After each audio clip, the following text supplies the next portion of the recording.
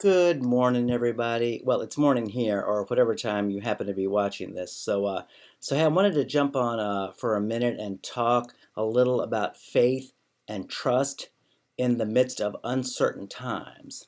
Many of you know, but for those of you who don't, I was recently diagnosed with a brain tumor, a benign type, thank God, that's almost 2 inches wide and in circumference. It's quite a little chunk, and it's been growing for probably over 20 years, and I never knew it. I did not go to the hospital for that. I went because I was dehydrated, drank too much water, wiped up my sodium, and I was sick and loopy. And my wife was like, "No, you're going to the hospital." So we went there, and there they did a scan and found this tumor that had been growing. I had just attributed the attributes to being old and having long COVID, because my wife and I both had COVID like 3 times, and I just thought that was some of the after effects: the dizziness, the vertigo, the hearing loss. I thought that was from firing a shotgun with no ear protection back in the day and too many concerts when I was younger. But that's what I thought. But anyway, so that's come up. So I've got it's called a retrosigmoid craniotomy scheduled for May 9th. And for those of you who don't know, that's a brain surgery. They actually go in and they're going to cut out a chunk of my skull behind my right ear and go in and try to remove that tumor, as much of it as they can, without affecting other nerves in the brain. Because what happens is, as that tumor starts growing, at first it's small and it grows and it grows, and the brain adjusts to give it space and whatnot. But then eventually it gets to the size where it starts pressing on things it should not be pressing on, like the brain stem, affecting balance, affecting hearing, and eventually it can affect things like blood circulation and breathing and those autonomic nervous functions, and it can actually kill you even though it's benign, just by pressing on things it shouldn't be. So eventually the brain can't adjust anymore, and that's what happens, and so they have to get rid of it. So that's my story. So, but the thing I really want to talk about is not that. What I really want to talk about is faith and trust in uncertain times. Because there's a lot of question marks. When we were in the hospital, they kept us for 4 nights and 5 days doing all sorts of tests because they thought there might be other cancer. They thought maybe it's a cancerous tumor, which, thank God, again, it's not. And so they did all these tests: a nuclear bone scan and a colonoscopy and a full body CT scan and an MRI and a head CT, and just did all of these tests, pancreatic tests and whatnot, running labs and stuff. And so they found no cancer. There is no cancer, which is just wonderful to hear from the doc. When I woke up from the colonoscopy and he said no cancer, I was like, that's good to hear. But anyways, there's a million questions, and especially we didn't have any insurance, so funding was one of them, and we've just seen miracle after miracle. The Friends group coming up to support, the hospital group, their financial assistance program. It's just been miracles. There's all kinds of stuff we've had to get fixed, or having to get fixed around the house in preparation for a recovery, which could take who knows how long. There's all sorts of complications that can come up. There could be a spinal fluid leak. There could be brain swelling, brain bleed, stroke, death. These are all things they warned us about. So it's like we just don't know. And I heard a quote recently that says, "Fear says, 'What if?' Faith says, 'Even if.'" And I find that that is the most comforting thing. Faith says, even if this happens, whatever happens, you are good enough and big enough to take care of that and to make it a wonderful, a brilliant time, even if that thing happens. And so, why is that? Because I'm so faithful? No. Our faith can't rest in our faith. We're not trusting in our own faithfulness. That is setting us up for a horrible situation, potentially very devastating if you trust in yourself. Because it makes us looking, if I do that, it makes me looking at me. If I'm trusting in my faith, how about if I'm trusting in the object of my faith, namely Jesus, in God? Now I know it can take one of the greatest revelations in this lifetime to recognize that the God of all this universe and beyond, who is sustaining all things by his strength, by his word, is the one that we see in the person of Jesus Christ revealed in the Gospels 2,000 years ago. That takes a revelation. As a matter of fact, when Jesus was here, it said that he asked his disciples, "Who do people say that I am?" And some said, "Well, they say you're John the Baptist come back from the dead, or John the Baptizer is probably easier to understand, or some say Elijah. And then he asks Simon Peter, "Who do you say that I am?" And he responded, "You are the Christ, the Son of the living God." And Jesus responded to him, "You are blessed, Simon Bar Jonah," means son of Jonah, Simon, son of Jonah, because flesh and blood did not reveal this to you, but my Father in heaven. So that's just incredible. That's the most beautiful thing ever. And, when we think about that, it's like, okay, so what is his nature? People think God's angry, God's distant, God expects you to jump through all these hoops or measure up. No, not the real one.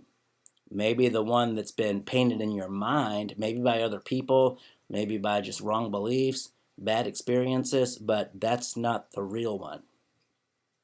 The real one is the one who made this incredible universe, this world that we love so much. I mean, it's a beautiful day here in Norfolk, Virginia. The sun is shining, the breeze is blowing, the light is like almost tangible. It's just like this liquid light pouring in. It's just beautiful. It was illuminating our redbud and our gardenias this morning, and it's just breathtaking. And the birds are singing, and it's just this beautiful spring day.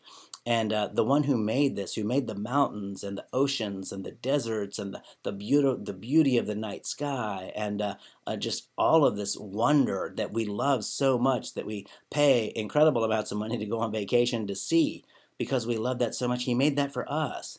It's like the most beautiful wedding present ever, as John Eldredge says in his book, The Sacred Romance. It's like he made this like a wedding present. It's like, here, how do you like it? Do you want to try it out? And we are so unbelieving that what he likens it to, again, this is John Eldredge, what he likens that to is like, a couple on their honeymoon, and one of the partners just goes off and has an affair with the worst enemy of the other partner. It's like, we hadn't even got out the gate before we're completely distrusting his heart and cheating on him. And he says, "No, I'm going to give everything to get you back. I will never give up on my love for you. I will never give up on getting you home to my heart." And so he sends his whole heart in Jesus. Jesus is the one man who completely receives his whole heart. He can truthfully say, "I never do anything except what I see the Father doing. I never say anything except what I hear the Father saying." He's the complete, perfect representation of the Father. And he goes all the way to the cross through this unbelievably horrible torture and death. And he does it because of his love for us, to take away the consequences of all our unbelief, all the wrong feelings, all the wrong actions. All of us have a story, and it's like, what happened? What did you feel? What did you believe? What did you do? And for all of us, if we're really honest, it wasn't so hot. People want to tell me how great they think I am all the time, and I appreciate that. But I'm like, listen, I was just like Mary Magdalene said in the miniseries The Chosen. She said, "I was one way, and now I'm completely different. And the thing that happened in between was him." People might see the difference and think, "Wow, what a great guy." And it's like, what you don't know is what I was like without that, what I believed, what I did, what were my motives, my attitudes, my intentions, my actions, my words. And it's like, it wasn't so good. But most people nowadays don't know that. They don't go far enough back. But it's like, if you could see that, if you could see what was and what is, and then you could see what happened in between was him. It's not a religious thing. I am not a religious person. That just does not work well for me. I've tried it. It does not work. But what does work is his heart, for my heart. His heart of love that's always been. That's so beautiful. And so that's the object of my faith. That trust in his heart can allow me to say, even if I come out of this with a major issue, facial paralysis, there's a lot of things that can happen. A lot of people report. Some people have great reports, and some people don't have such good reports. They go, "I've got a lot of issues that are just ongoing after this." So I don't know. But the thing is to say, I know your heart, and I know you're doing good things. Just like Bob Beaudine says in his book, Two Chairs, do you know my situation? Is it too hard for you to handle? Do you have a good plan for my life? The answers are yes, you know my situation. No, it's not too hard for you to handle. Yes, you have a good plan for my life. And so I actually think that he's writing a story through this to set me up to be able to bring that to people. And so that they can also understand his heart, know his love, and just enter into that faith and that trust that say, listen, I don't understand this situation. I don't know where this is all going. I don't know what story you're writing, what story I've fallen into, but I know your heart.